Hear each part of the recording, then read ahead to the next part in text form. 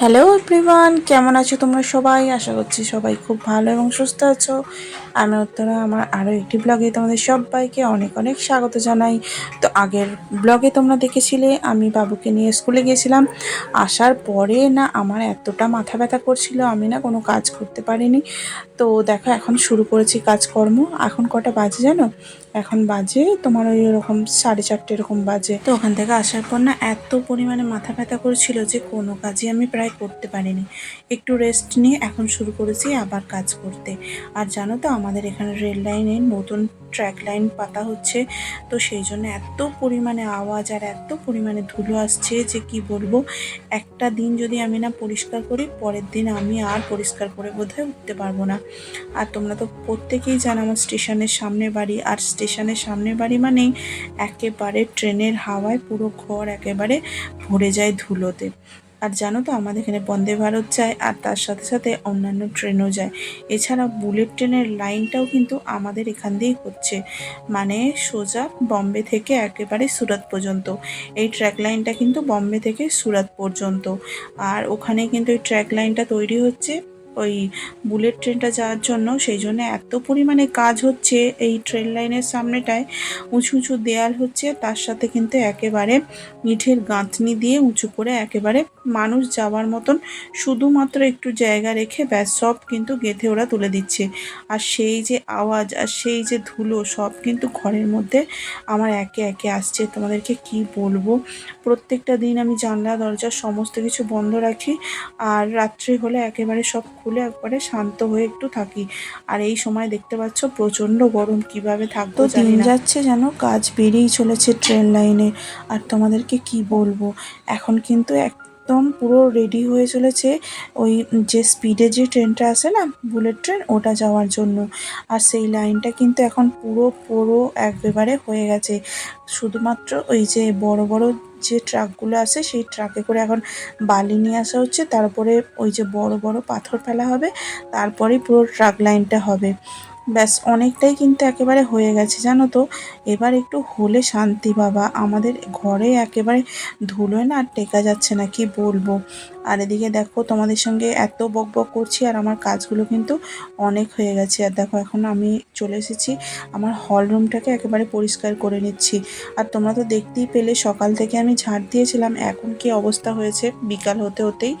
তো বাচ্চা থাকলে এরকমই জানো তো, যেখানে যা আছে সব নিয়েছে একেবারে ঘরের ওই ছোট ঘরের কোণটার কি অবস্থা করেছিল, ঝাড় দিয়ে না টেনে আনতে পারছিলাম না। আর দেখো পোছা মারার সময়তেও কিন্তু এই একই অবস্থা, কি এমন ফেলেছে সেটা দিয়ে কিন্তু পোছা হচ্ছে না। আর তোমাদেরকে কি বলবো, আর তোমরা আগের ভিডিওতে এত সুন্দর সুন্দর কমেন্ট করেছো না, তোমাদের কমেন্টগুলো পড়তে না খুব ভালো লাগে।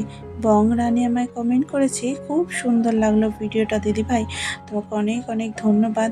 আর আরেকজন কমেন্ট করেছে আমার প্রিয় পিয়ালি দিদিভাই, তো ওনাকে বললাম অনেক অনেক ভালোবাসা। উনি কমেন্ট করেছে সব মিলিয়ে খুব ভালো লাগলো, খুব সুন্দর হয়েছে ভিডিওটা। আর আমার প্রিয় দিদিভাই সমাজ দিদিভাই, সমাজ ডেলি ব্লগ থেকে কমেন্ট করেছে, একজন মায়ের কারোর সাথে তুলনা হয় না, মায়ের মতো কেউ হয় না।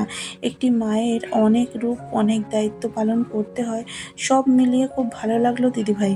তো কত সুন্দর এই কমেন্টগুলো পড়ার জন্য না আমার মন একেবারে ব্যাকুল হয়ে থাকে, যতক্ষণ না আমি পড়ছি না কারোর কিন্তু ভালো লাগে না।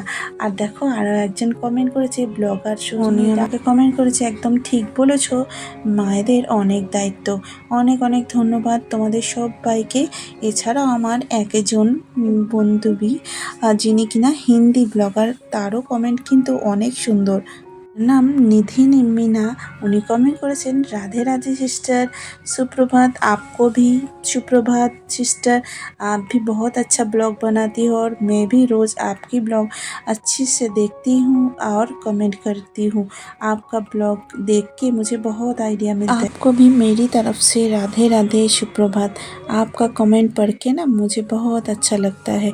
तो यहाँ पे देखिए मैं बाबू को उठा के बहुत प्यार कर रही हूँ, क्योंकि आप हमेशा हिंदी में ब्लॉग बनाती हो, मैं हिंदी में कुछ बोल नहीं पाती हूँ, तो अभी आपकी बात ही बोल रही हूँ। তো দেখো বন্ধুরা, এখানে সন্ধ্যা হয়ে গেছে, অনুষ্কা কিন্তু সন্ধ্যা দিচ্ছে।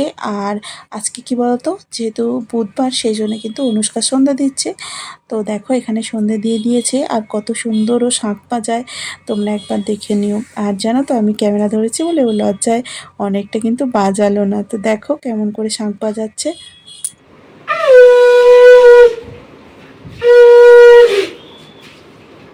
এখন আমি এসে গেছি আমার কিচেনে একটু চা করে নিতে। আর জানোই তো, সেই দুপুর থেকে মাথা ধরেছে, একটু চা না খেলে তাও আবার আদা দিয়ে হয় না। তার সাথে একটু আমি মুড়িও নিয়ে নিচ্ছি। আর সকালবেলা ভিজিয়ে রেখেছিলাম কাঁচা ছোলা, একটু বানাবো বলে ছোলা দিয়ে কিছু সবজি। তবে এখন আমি কাঁচা ছোলাটাই একটু মুড়ির সঙ্গে মিশিয়ে নেব। আর দেখো নিয়ে এসেছি বাজার থেকে একটা সুন্দর চানাচুর, প্রথমবার নিয়ে এলাম, বলো তো কেমন হয়েছে। তো এখানে চানাচুরটাও দিয়ে দেবো, সাথে অল্প একটু নুন, ব্যাস এই দিয়েই কিন্তু সন্ধ্যেবেলাটা খুব মজা করে কেটে যাবে। আর দেখো এই চানাচুরটা কিন্তু প্রায় ১ মাস হয়ে যাবে আমরা নিয়ে আসছি, মানে ২ বার নিয়ে আসা হয়ে গেল। খুব ভালো লাগে জানো তো, খুব খেতে স্বাদিষ্ট আছে। আর দেশের মতো চানাচুর তো এখানে পাওয়া যায় না, তো কি করব বলো, যেটা পাওয়া যায় সেটা দিয়েই কিন্তু অনেকটা আনন্দ করে আমরা এখানে নিজেদের মতন করে থাকি। আর দেখো আমি করে নিচ্ছি একটু চা আমার জন্যে। আর বিকালবেলা হলে একটু চা করি, ওর বাবা এসে যায়, কিন্তু আজকে ওর বাবা আসেনি। তবে কিন্তু আমরা সবাই মিলে মুড়ি খেতে বসেছি। আর এদিকে দেখো বাবুকে দিয়েছি মুড়ি, ও নিজে হাতে কোনো দিনই খেতে পারে না, তবে আজকে চেষ্টা করছে কি করে দেখো। তো দেখো ক্যামেরার মধ্যে ও কিন্তু জানে না মা শ্যুট করছে আর কি। দেখো এখন খেতে বসেছি সবাই মিলে। আর সবাই মিলে একটু সন্ধ্যেবেলাটা এইভাবেই থাকি। আর ওর বাবা এসে গেলে তো আরও ভালো হয়, তবে আজকে আসেনি। তো বন্ধুরা, ভিডিওটা এখানেই শেষ করছি। ভালো লাগলে অবশ্যই একটা লাইক করে দিও। আর যদি চ্যানেলে নতুন হয়ে থাকো, অবশ্যই আমার চ্যানেলটাকে সাবস্ক্রাইব করে দিও। আর যদি আমাকে ফেসবুক থেকে যারা দেখছো, তারাও আমাকে অবশ্যই একটা ফলো দিয়ে দিও। টাটা, দেখাবে পরের একটা ভিডিওতে। সকলে খুব ভালো থাকবে।